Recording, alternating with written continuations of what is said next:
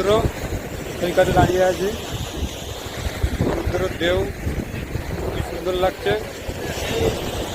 আর আপনারাও আসলে অতি সুন্দর লাগবে, দেখতে খুবই ভালো লাগছে। আর এখানে খুবই সেফটির জায়গা, নির্জন নিরাপত্তা। আমরা পুরো বকখালির এক সাইডে আছি, সাইডের দিকে আছি। এইদিকে ঢেউটা বেশি আছে, ওদিকে চড় আছে। দিকটা দেখতেই পাচ্ছে, সুন্দর লাগছে।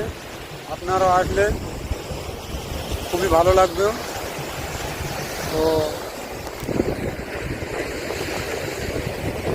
ধন্যবাদ।